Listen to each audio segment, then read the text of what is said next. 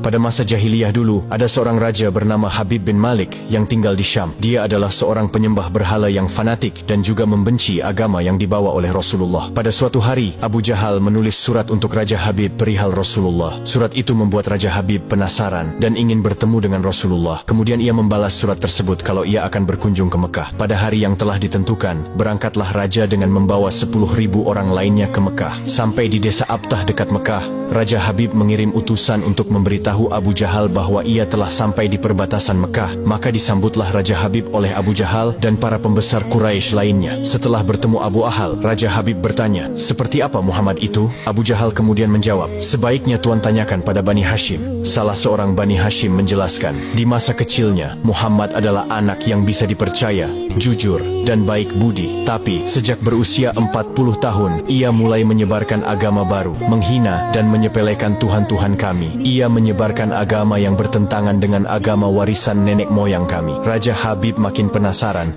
dan ia memerintahkan untuk menjemput Rasulullah dan memaksa bila ia tidak mau datang. Dengan menggunakan jubah merah dan sorban hitam, Rasulullah datang bersama Abu Bakar As-Siddiq dan istri tercinta Sayyidah Khadijah radhiyallahu anha. Sepanjang jalan Khadijah menangis karena khawatir akan keselamatan suaminya. Demikian pula Abu Bakar. Kemudian Rasulullah berkata, "Kalian jangan takut, kita serahkan semua urusan kepada Allah." Setibanya di desa Abtah, Nabi Muhammad disambut dengan ramah dan dipersilahkan duduk di kursi yang terbuat dari emas. Ketika Rasulullah duduk di kursi itu, memancarlah cahaya kemilau dari wajahnya yang berwibawa, sehingga yang menyaksikannya tertegun dan kagum. Maka berkata Raja Habib, "Wahai Muhammad, setiap Nabi memiliki mukjizat. Mukjizat apa yang engkau miliki?" Dengan tenang Rasulullah balik bertanya, "Mukjizat apa yang Tuan kehendaki?" "Aku menghendaki matahari yang tengah bersinar engkau tenggelamkan, kemudian munculkanlah bulan, lalu turunkanlah bulan ke tanganmu, belah menjadi 2 bagian, dan masukkan masing-masing ke lengan bajumu sebelah kiri dan kanan. Kemudian keluarkan lagi dan satukan lagi, lalu suruhlah bulan mengakui engkau adalah Rasul. Setelah itu kembalikan bulan itu ke tempatnya semula. Jika engkau dapat melakukannya, aku akan beriman kepadamu dan mengakui kenabianmu." Mendengar itu, Abu Jahal sangat gembira. Pasti Rasulullah tidak dapat melakukannya. Dengan tegas dan yakin Rasulullah menjawab, "Aku penuhi permintaan Tuan." Kemudian Rasulullah berjalan ke arah Gunung Abi Qubaish dan sholat 2 rakaat. Usai sholat,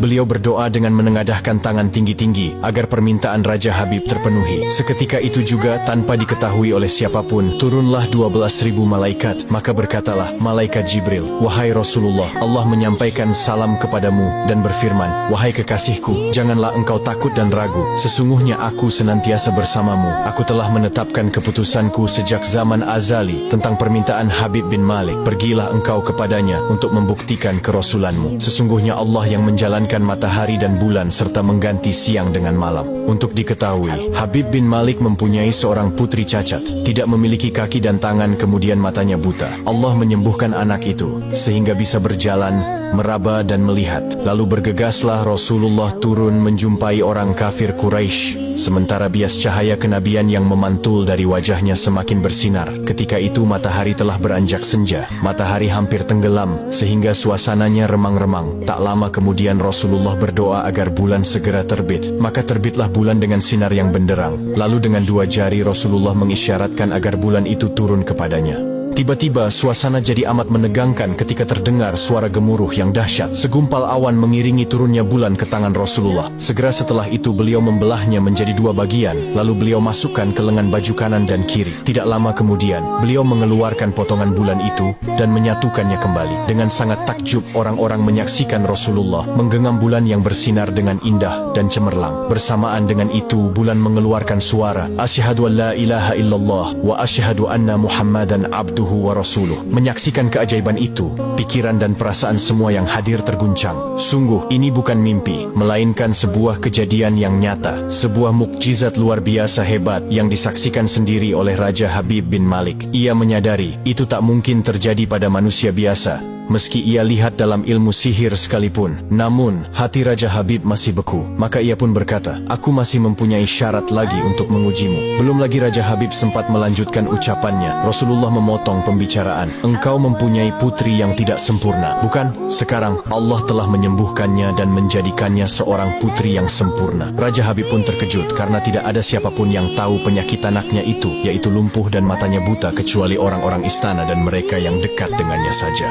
Mendengar itu, betapa gembiranya hati Raja Habib. Spontan ia pun berdiri dan berseru, "Hai penduduk Mekah, kalian yang telah beriman jangan kembali kafir, karena tidak ada lagi yang perlu diragukan. Ketahuilah, sesungguhnya aku bersaksi, tiada Tuhan selain Allah dan tiada sekutu baginya. Dan aku bersaksi sesungguhnya Muhammad adalah utusan dan hambanya." Melihat semua itu, Abu Jahal jengkel dan marah. Dengan emosi dia berkata kepada Raja Habib, "Wahai Raja Habib, engkau beriman kepada tukang sihir ini hanya karena menyaksikan kehebatan sihirnya?" Namun Raja Habib tidak menghiraukannya dan berkemas untuk pulang. Sampai di pintu gerbang istana, putrinya yang sudah sempurna menyambutnya sambil mengucapkan 2 kalimat syahadat. Tentu saja Raja Habib terkejut. "Wahai putriku, dari mana kamu mengetahui ucapan itu? Siapa yang mengajarimu?" "Aku bermimpi didatangi seorang lelaki tampan rupawan yang memberitahu ayah telah memeluk Islam. Dia juga berkata, jika aku menjadi muslimah, anggota tubuhku akan lengkap. Tentu saja aku mau. Kemudian aku mengucapkan 2 kalimat syahadat. Maka seketika itu juga Raja Habib pun bersujud sebagai tanda syukur kepada